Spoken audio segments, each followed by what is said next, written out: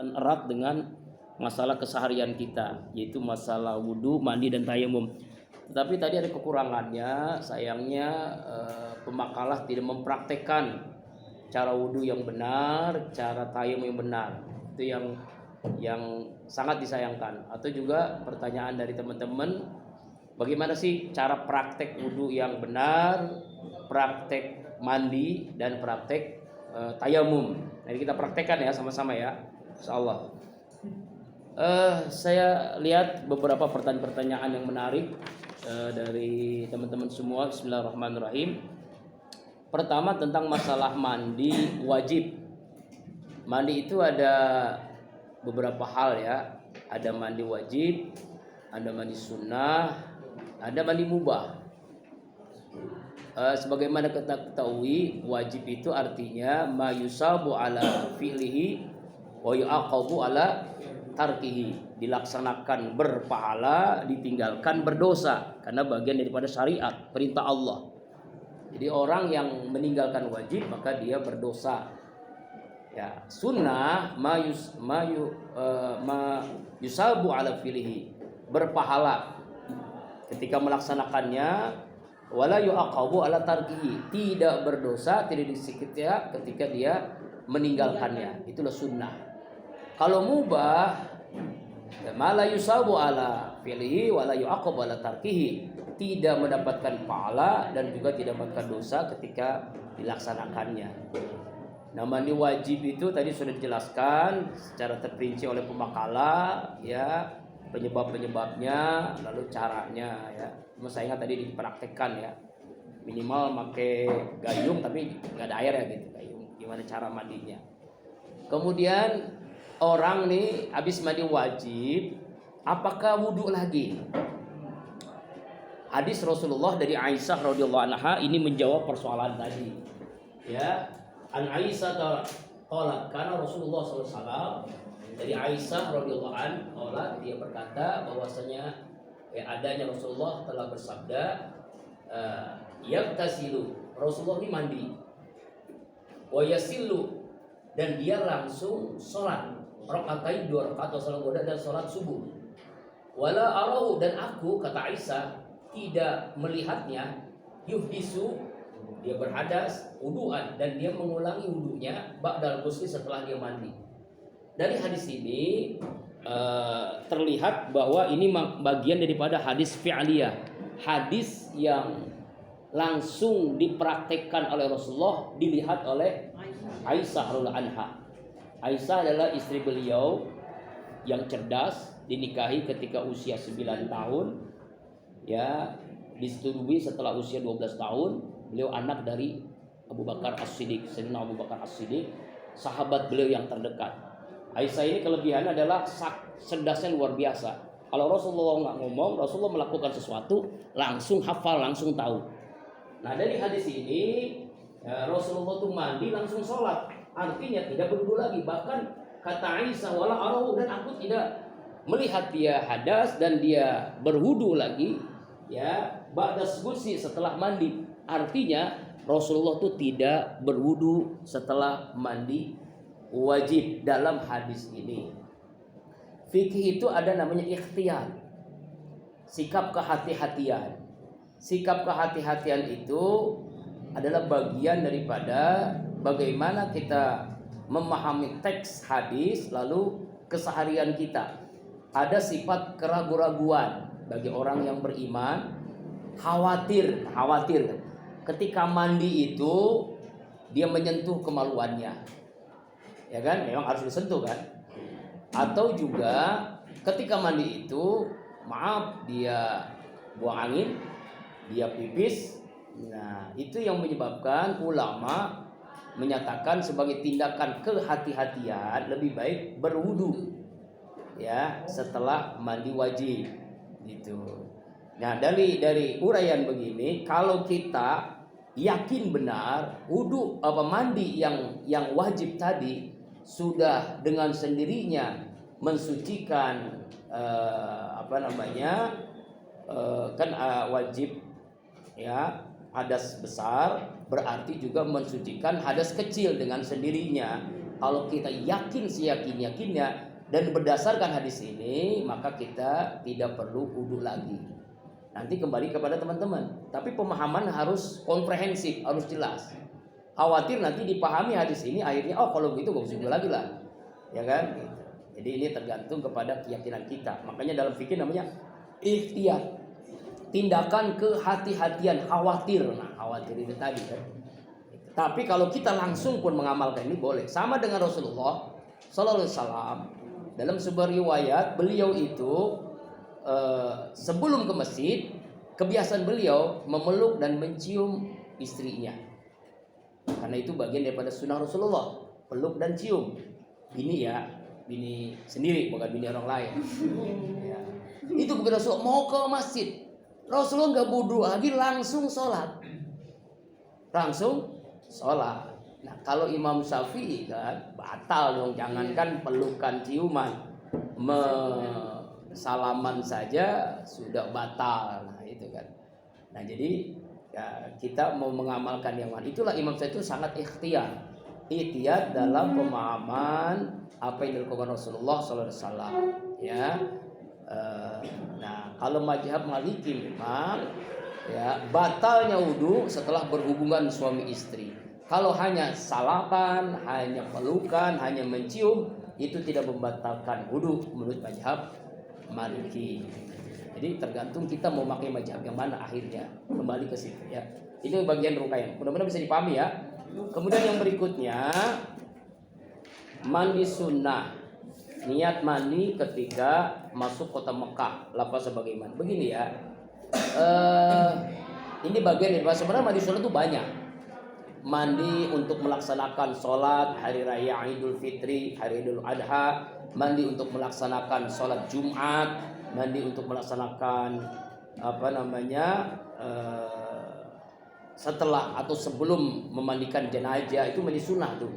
Setelah memandikan jenazah itu mandi sunnah. Memasuk kota Mekah, memasuk kota Madinah, mau ihram itu mandi sunnah. Arti sunnah itu kalau dilaksanakan berpahala, kalau tidak pun tidak mendapatkan siksa. Jadi itu silahkan dilaksanakan, silahkan tidak. Nah, kalau misalnya dalam keadaan darurat kita sulit mandi ketika masuk kota Mekah, ya nggak masalah, nggak berdosa. Ya, niatnya di mana? Niatnya bagaimana? Begini, kita harus bedakan niat dengan lafaz niat. Niat itu mahaluha fil qalbi, tempatnya di hati. Melafazkan niat, kalau Imam Syafi'i itu bagian daripada sunnah. Ya, kalau orang-orang awam ini adalah bagian bagaimana hati ini ya ketika niat itu disatukan dengan lafaz gitu supaya ingat kita melakukan sesuatu begitu. Makanya kenapa ulama mengajarkan sholli fardhul zuhri, nawaitu sabagodin, nawaitu wudu'a, ya kan, nawaitu sabagodin, nawaitu an khurija zakatal fitri, itu bagian daripada lafaz niat bukan niat. Sedang niat itu ada di hati begitu ya. Itu mudah-mudahan bisa dipahami. Lalu yang tadi ada mandi hajat. Saya baru tahu di mandi hajat ya. Yang ada sholat hajat. Dalam fikih yang saya pelajari bertahun-tahun, saya tidak pernah mengenal mandi hajat. Yang ada sholat hajat. Ya mungkin referensi yang dari mana wallahu a'lam. Ya. Yang saya tahu tuh ya, mandi hajat itu apa maknanya? Kalau mandi sholat hajat, ada sholat untuk punya hajat gitu ya. Apalagi tadi mandi diiringi dengan minyak wangi, kembang 7 rupa kali ya. Nah, ini bagian daripada khurafat, nanti jatuhnya kepada bagian khurafat, khawatirnya nanti ya. Ya, apalagi nanti ada tujuan dan niatnya untuk ilmu kebal. Ya kan? Ilmu kanuragan atau juga menarik lawan jenis supaya cepat dapat jodoh. Mandi 7 sumur, mandi 7 rupa kembang gitu ya, minyak wanginya macam-macam. Nah, itu khawatirnya menjadi apa? Khurafat. 7 jenis gayung. Nah, 7 jenis gayung, 7 jenis aduh ribetnya ya. Islam itu menawarkan agama ini sudah sempurna. Artinya ada hal-hal yang kita boleh tolak kalau sesuatu yang tidak sesuai syariat begitu ya. Kalau punya hajat ada nama sholat hajat. Kalau pengen kita rezeki lancar ada lima sholat duha. Kalau kita ingin diangkat derajat oleh Allah, sholat tahajud, begitu. Ya, lebih baik melaksanakan yang sudah ada.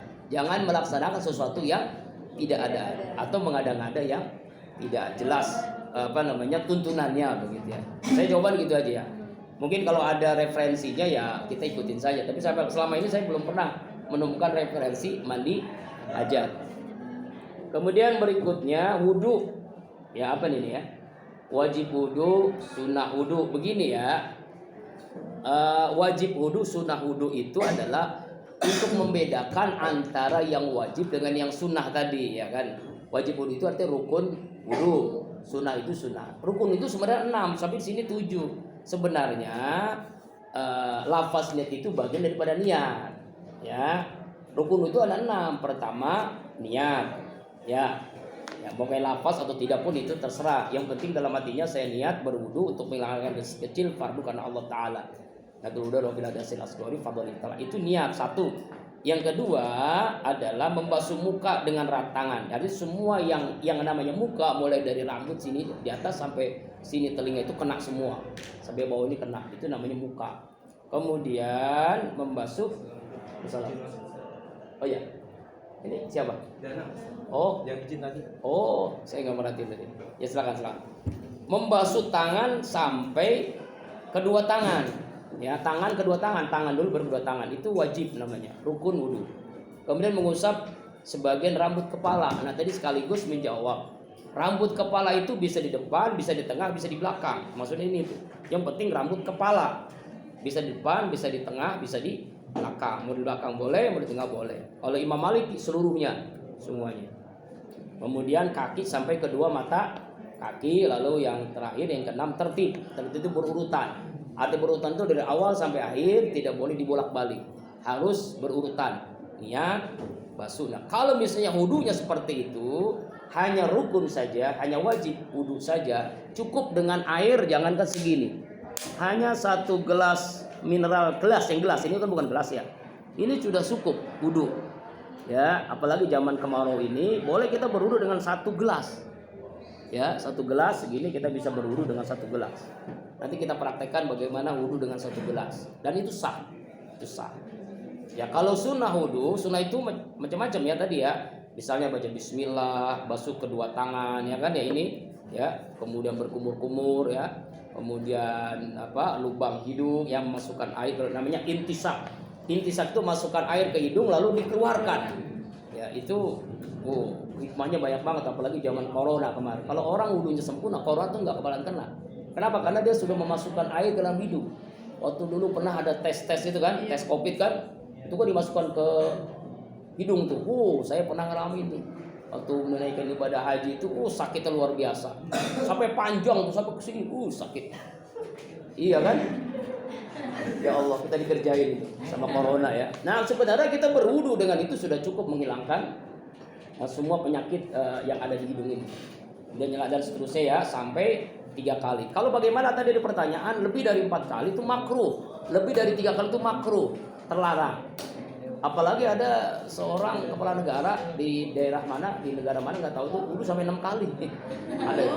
Ada 6 kali. Itu viral kan? Iya. Ada lagi calon presiden wudunya ini yang nggak dianuin. Iya, tahu.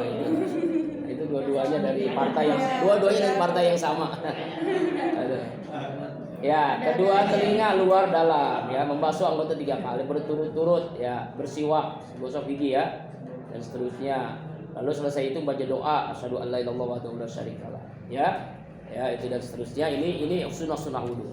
Kemudian cara wudu kena luka. Nah, ini ada 3 cara ya. Namanya disebut dengan sahibul jawair, orang-orang yang diperban, orang-orang yang kena luka, cara wudunya ada 3. Pertama, anggota wudu wajib dibasuh sama seperti kita berwudu biasa, sebisa mungkin. Artinya jangan dipaksain.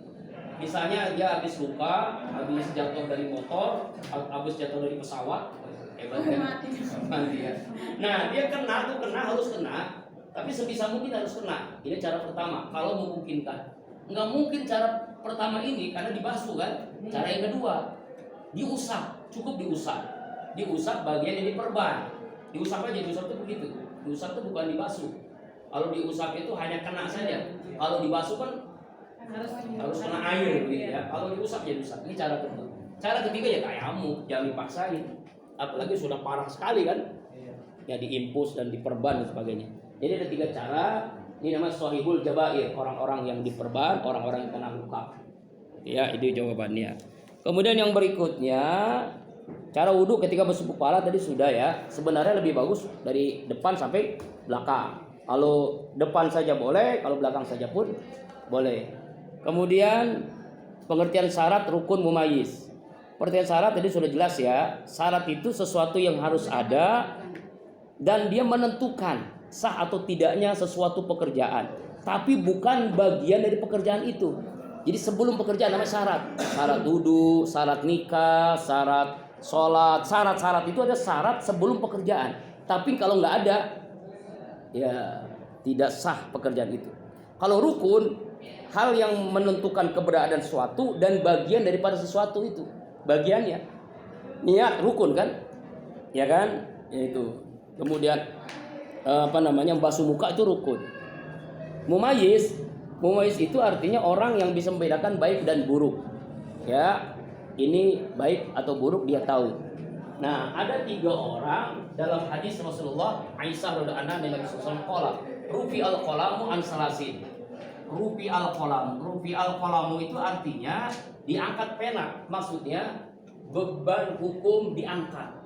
Tidak mendapatkan beban hukum 3 orang. Siapa 3 orang ini? Pertama, anin naimi hatta yastayqiza. Orang yang tidur sampai dia bangun. Orang yang tidur itu tidak dapat hukum dia. Ya, jadi misalnya Anda sholat subuh, bangunnya jam 9 karena semalam begadang, semalam suntuk. Padahal kata Bang Haji Irama, jangan begadang. Ya, kenapa bisa begadang? Karena masih bujangan. Yang dipikirkan ya kemana-mana melayang. Nah, makanya kalau dia tidurnya harusnya subuhnya jam 3:30, bangun jam 9, dia wajib sholat subuh jam 9 itu. Dengan niat yang beda tentunya. Saya niat sholat subuh ya qadhaan. Ya, kenapa? Karena waktunya tidak waktunya sudah melewatinya. Sholat subuh jam 9 ada di sini. Nah, tidur sampai bangun. Yang kedua anisogir hatta yahtalima. Orang anak kecil sampai dia balik ya, sampai yang talima itu maksudnya mimpi naik kuda. Ya, kuda siapa? Nggak ngerti saya ya. Pokoknya akil balik. Ya, anak kecil nggak dapat beban hukum.